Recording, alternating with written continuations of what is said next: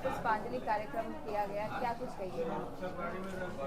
ये तो मैं प्रतिवर्ष मनाता हूँ, साल में 2 बार मनाता हूँ और रोज रोज स्वामी जी की जयंती मननी चाहिए, क्योंकि स्वामी सहजानंद सरस्वती हिंदुस्तान ही नहीं दुनिया के माओ से तुंग के बाद सबसे बड़े किसान नेता थे।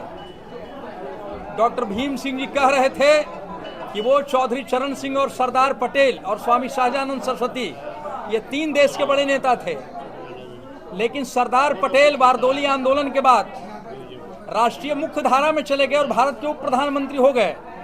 देश उनको प्रधानमंत्री बनाना चाहता था और चौधरी चरण सिंह देश के प्रधानमंत्री बने, तो 2 बड़े किसान नेता देश के एक प्रधानमंत्री बने, एक उप प्रधानमंत्री बने।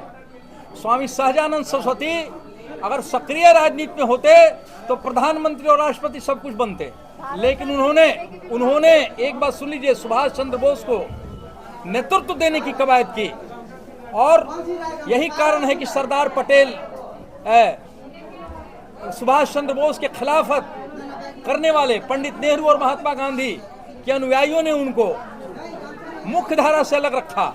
और आपने भारत रत्न की बात की, उन्हें तो भारत रत्न सबसे पहले मिलना चाहिए था।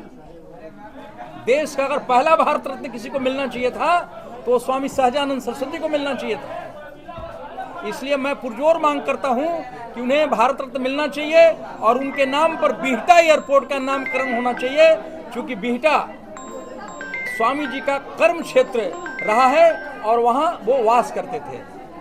बच्चों के पाठ्यक्रम से संस्कृत मिटाया जा रहा है, संस्कृत नहीं पढ़ाया जा रहा है, फिर हम हिंदी की कैसे कामना कर सकते हैं कि हमारे बच्चे शुद्ध हिंदी बोले? देखिए, मैं शुद्ध हिंदी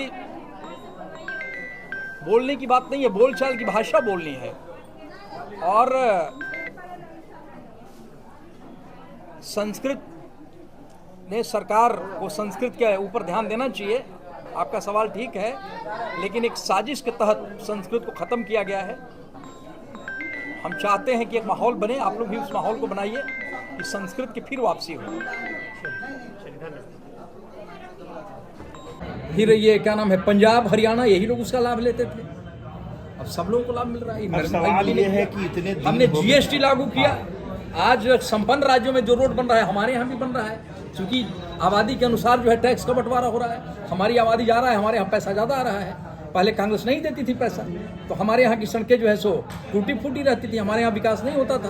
अंग्रेजों के समय के बनाए हुए कितना मैं बताऊं कांग्रेस ने क्या दुर्गति की सर। लेकिन अंग्रेजों के एक बात और सुन लीजिए, अंग्रेजों के समय में जो उद्योग लागू थे, उद्योग जो थे, चाहे बिहटा चीनी मिल हो, चाहे जूट मिले हो कटिहार वगैरह में, सबको कांग्रेस ने खत्म कर दिया। कानपुर से लेकर कलकत्ता तक पूरे जोन को खत्म कर दिया और पूरा पश्चिम और दक्षिण भारत में उद्योग को शिफ्ट कर दिया। और मैं क्या बताऊं, कांग्रेस ने जितना दुर्गति की है इस देश की।